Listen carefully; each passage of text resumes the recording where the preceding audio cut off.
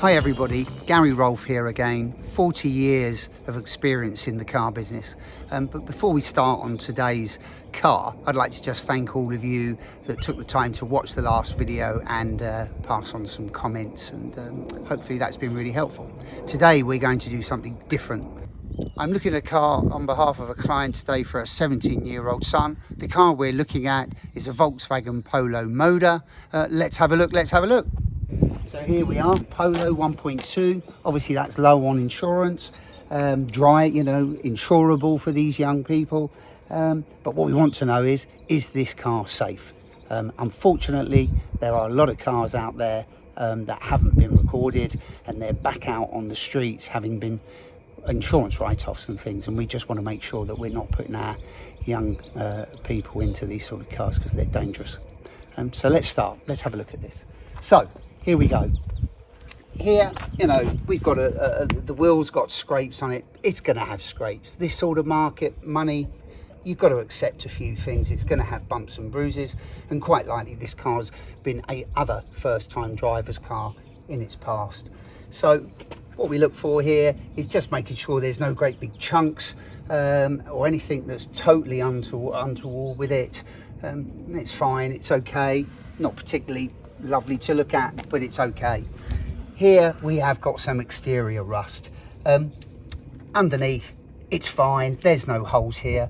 If you've got a friendly mechanic, and you're thinking about buying this sort of car and this sort of things there, you can ask them if they put it up on a ramp, or get one of the big sort of companies, AA, Green Flag, to do a full inspection, although sometimes they make a good car look bad. But it's only superficial, this. What we're going to do here is just have a look inside of this door shut above where that is, just see if we've got anything that's really starting to wear, but it's not. There's no soft metal there, that's all okay. We're all good. And then we're into this back door and rear quarter. Now I can see that this car has had some paint work in this area. This little swage here is a bit out of shape, it's been filled. The paint's crazing here around the fuel, but it's not the fuel that's made it do that. It's just been painted, not great, but that's fine at this age and mileage. It's a 2011 car, but what we want to know is, has it all been concertinaed in here? So you want to look in the door shuts, make sure we're all good. Have a look here, centre post, all good. And also, this is a great giveaway. People that put these sort of cars back onto the road, they don't go out and buy new doors. They repair them and put loads of filler in them, but it's all good, it's original, so we're happy with that. That's good. Again, rear wheel, tyres good, scrapes, but no great big lumps out of it. You can crack these alloys. Obviously, if it had a big chunk out of this rim, then we'd be thinking, oh God, we've got to replace that or do something with it. But this is fine, it's cosmetic. You can actually get these wheels refurbished if you wanted to, quite cheaply. So that's that. Here, noticed before, it's got some dents in through here, but we're going to have a look round and inside this boot in a moment, just to make sure that isn't anything where the car's been, rear-ended or anything like that. So a few little ding dents here, nothing. It's cosmetic. You've got to expect it. You've got to expect this age. These age of vehicles, they are a really tough market. If you can buy great ones, you could sell them all day, but it's just trying to find the right cars. So going back to this, have a look around here, have a look at this seam, compare it to the other side. You've got a mirror image. It should look exactly the same. If it isn't, and that's all done, then you think, has it been smashed in the rear quarter? And they just haven't bothered repairing that part of the roof. But that's all good. Matches this side. That's so fine, that's good. In here in the boot, try and get down to the metal. Don't, some of these have a black sealant, cover in them. Get it out the way so you can have a look round here. Obviously, good sign, this has still got the original factory sticker, which is the spec, the colours and the trim colours, everything. If this has been replaced, this is gone. It's only a stick on paper thing with a Volkswagen. So we're all good there. That's okay, happy to see that. Around here again, The wheels all scraped, but nothing that I would think had impacted or cracked any alloy or anything like that. That's fine. Tyres good. We went through the wear marker thing, but you know, if you're worried about tyre depth, if you run your fingers through, you can feel the wear markers inside. That's good. Here, it's also been painted this side, but a bit better than the other side. But it's still been done, you know. And here shows it. This is a perfect way to look. Just look in here. This has even got a dry edge. They've painted it so thick. Where they haven't done that correctly. But again, we're worried about is the actual inner door shut. Does that look like that's had some big repairs? Which it hasn't. It's all good. No, we're all good there. All good. So here again, we have a little bit of a rust mark here. This would be a chip mark that hasn't been treated. You could have stopped that by touching it in. And a couple of ding dents through here. I think this car's had something in the garage. People put things above them and they get dropped on them. I've seen it a million times, but there's nothing untoward up there. Come down here, door.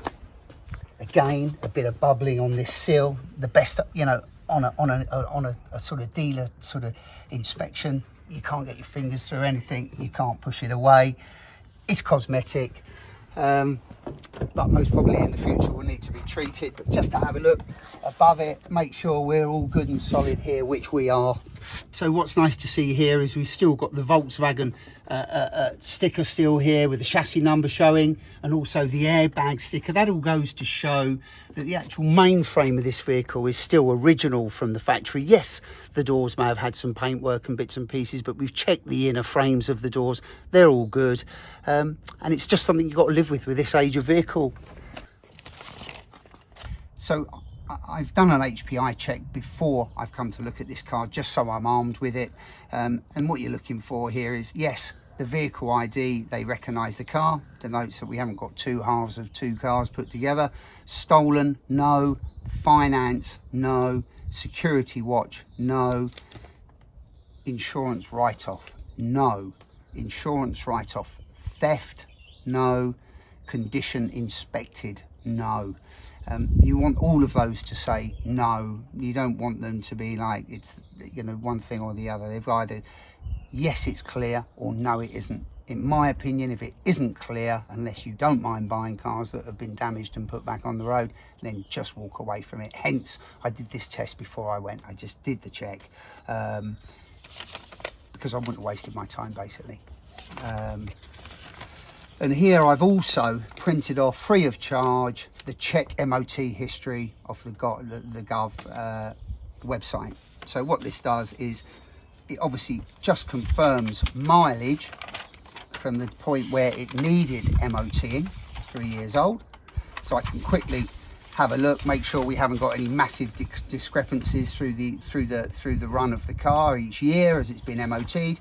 But also, more importantly, I just want to see what, if any, the failures were on the last MOT, or this section here, what the advisories were. So advisories on this: near side front seatbelt buckle, near side front tyre.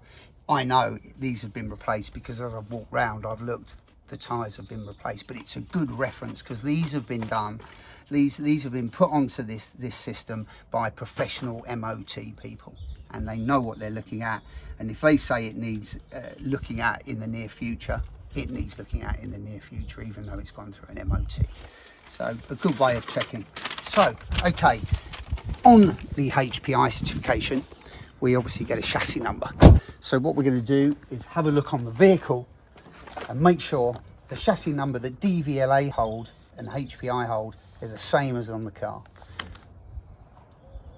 which it is, which denotes to me and tells me that this car is totally recognisable by DVLA, and it absolutely is what it is, a Polo 1.2, and that's all just off of putting the registration number in. So now we're just going to have a last look at this front wing. Again, it's had a bit of paintwork, but it's okay. The seams match up okay. The wheel edges again are scraped, but you're going to find this, you know, and believe me, your 17-year-old daughter, son, they're going to scrape the wheels. We all do it. So, you know, it's something you've got to live with at this price range. So that's that. So let's have a look at the front here. From a distance, this front bumper looks really good. It's nice and square. The headlights are all sitting in properly. But a closer inspection, it's been painted in its life. You can see we've got paint flaking around the bottom here and underneath the grille.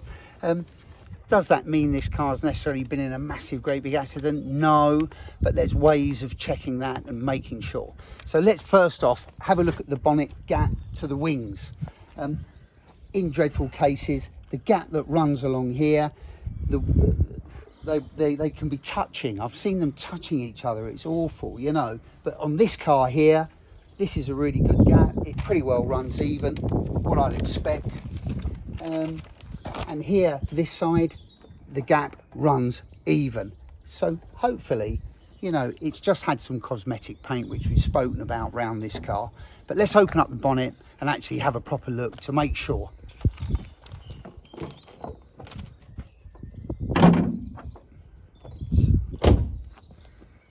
So again, as we mentioned in the first video, it's the same sort of thing here we're looking for. We're looking for stickers that were original from the factory. Got the air conditioning sticker here, on the back of the headlights here, sticker that side, headlights. These all mean that these really are still factory and not pattern parts, which would tell me that this car hasn't had a massive big front end accident. Also, with this car, you're lucky because you can get in and look at the chassis legs, and what they do when they've had front ends, it concertinas these legs in, and they just fill them. They pull them out, fill them, they lose their tensile strength, and you've got your 17-year-old son and daughter driving around in that, and there's no strength at the front end of the car because these bumpers are plastic. All of the strength of the vehicle is in here, especially around the front end. I look for obvious oil leaks. Most cars now have a pan underneath and they just pull, the oil just pulls in the bottom. This is fine, it's all good and dry. If you're really concerned, I would either suggest you walk away or you get a mechanical inspection. You know, the AA, RAC, they do a full check for you and can do that side of it. But under here, to me, it's all very original. You know, when everything gets concertinaed back in a big accident, all of this gets smashed. It all gets smashed because that's what it's designed to do, to fold away, to take the impact. You know, the days are gone where chassis legs were made of steel that you couldn't, they've got to give to absorb some of the impact. So it's very hard to pull it out, and it's wrong to pull it out because once you've pulled that back out and you've unconcertinaed them, you've totally lost the tensile strength in that steel. It's dangerous, it shouldn't happen, you know. And this is really what this video is about, just trying to guide you along the way from not buying category write-off cars that are put back on to the road and sold as good. So it's worth making all these checks. So really, I'm quite happy with this car. I know there's marks, we've spoken about them, and it's had some paintwork, but the actual shell of it, it's all good. You're going to get these marks at this price range. You've got to be a bit forgiving, but work through the checks that we've spoken about, the HPI, the VOSA. It's a very easy thing. You put the registration number in, MOT history, and it'll tell you everything. Way of confirming mileage. If a car like this car has no service history, yes, if you have a history you can go through and do it, but this vehicle hasn't, so that's a way of checking it with the VOSA and the .gov. But now really it's down to driving it and having a feel and seeing what it see how it responds. I'm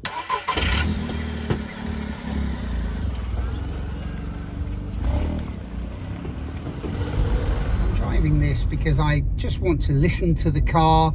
I also want to just feel how it is on the clutch, response wise on the engine, and just anything untoward. You know, it's years of experience. You just know when it's wrong. We're not going to drive it at 100 miles an hour. Just drive along here. Silly things, you know, especially on the roads that we live with now in the UK. It's you know, they wear out anti-roll bar bushes, track rod ends, just listening for any knocks.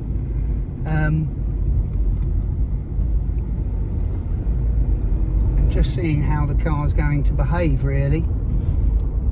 Where the bite point is on the clutch, making sure the clutch isn't heavy, agricultural. It should not be, especially with this with a Polo, nice and smooth. What we're looking for and listening for on this car is very much the same and can be applied to a £5,000 car or a 20, 30, 40,000 pound car. We don't want to drive down the road in any car listening to knocks, bangs, you know, from the suspension units. And although it's older and it won't be as tight as a newer car, let's say in the last video we shot the M2, very low mileage, it still needs to feel together. It doesn't want to feel like it's all over the road here. Obviously that it drives in a straight line, basics, but it's not pulling violently to the left or the right. Take into consideration that the road's got a bit of camber, so it will want to wander to the left hand side most probably, but shouldn't be sort of fighting it. Gearbox is all nice and smooth. Quite often with this sort of price range car, you know, you've had other young drivers that have passed their test, and the synchros on the gearbox, it can just feel notchy, and you'd know straight away it's not a professional art. You'll go to put it from first to second, second to third, and it just won't really want to know. It's sort of, you've got to force it in, whether it's been driven hard or just driven badly. It all drives great. What we're going to do here is going to pull over and just run through the car while I have it out, and I'm just out with the car on my own here. So we do the same as the M2 manual. We just do this clutch test, so get the handbrake well on here and put it into first gear first off. Don't release the handbrake obviously, and just let it pull itself away from the brake. Yeah, it's good. Reverse, and what you'll get here, if the clutch is sort of on its way out, you can even hear a squeak. It might spin, but it's good. That's just the handbrake, the pads on the back, just going away with the force of it. So okay, that's good, happy with that. So let's just check here. I know it's only a basic thing. I put my glasses on. I got this MOT history that we printed off, we've spoken about, but you know, just a basic easy thing here is last MOT the mileage was at 64,385 and it's now 67,157. That's perfect, that's fine. A little bit sort of like sucking eggs, but obviously we don't want to look at this. It's worth making the point to just check it, because if it's showing 50,000 miles and the last MOT was at 64, obviously we know there's a problem. Something's been messed around with, and we don't want that. But it's all good.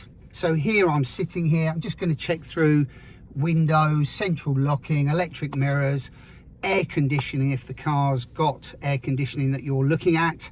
So let's just have a look at this. Good. Driver's window, driver's rear, good. Passenger front, good. Passenger rear, good. Mirrors electric. Passenger side, all good. Driver's side, all good. So we're happy there. So let's look at this air conditioning. Obviously we want to be down to the blue here. First off, what I do is I just run it and just get the outside ambient air temperature coming in, which it is. This has got a AC air conditioning switch to turn on the compressor, which pumps the cold air. So here we go, turn that on, and obviously we want to feel a real drop in temperature here, which it does, which is great. If it doesn't, it could be as simple as just regassing, which normally 40 to 60 pounds depending. But if it doesn't just need that, it could be the condenser, which is where the air conditioner exchanges. Basically looks like a radiator, normally around the £400 mark, and if it's the pump, circa £1,000 or thereabouts. But this all works fine, so that's good. Pleased with that. Radio, give that a go. Young guy's going to drive this, so he's definitely going to want to be able to get some music. So we're good, that works. Reset the trip if you like, little trick I do just for the final journey, just to make sure the thing's counting itself properly. I've had many cars where it's showing, let's say 67,000, but when you actually set it to 0 and drive it up the road, it's not counting properly on the miles. So central locking, yeah, that's locking in place, we're all good. Unlock, good. Let's check the wipers. Yeah, all good. Second speed, third speed. Yeah, we're all good. We're all good. So, final little bit of drive back to its home. But really pleased with this car. You know, the points that we touch base on, the marks, the wheels, they're all cosmetic. You know, at this age of car and this price range, it's the, you know, how the car's holding together, that's more important than a few bruise marks. You know, if I had this car a week, you know, you can turn it round with the wheels and a bit of paint and a great valet to, you know, electric mop the body. But the actual vehicle itself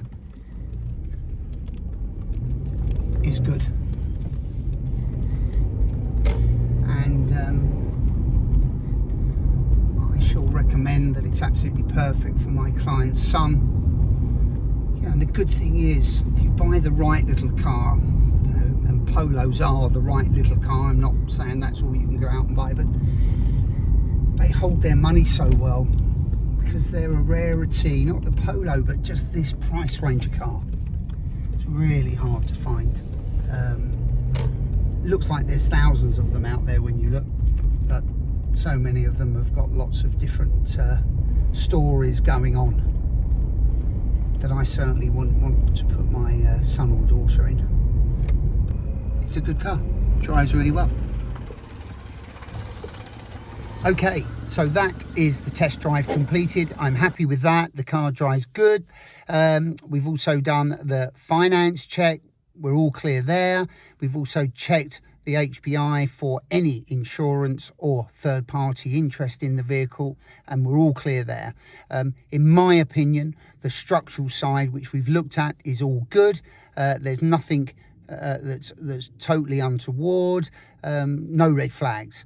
Yes, this car has got some paintwork around it. Yes, it has got some marks around it, but you've got to expect that. It's the actual structural side of it, the paperwork side, as in, is it all clear on all factors? To me, that's really important. I'm happy with this car, and I will be recommending my client to purchase it for her 17-year-old son. It's a perfect car. So that's the end of this video. I really hope that you have found it useful, take some information away from it. If you have, please subscribe. We have more videos on the way, covering an assortment of things. But thank you for joining me this time, and hopefully see you soon.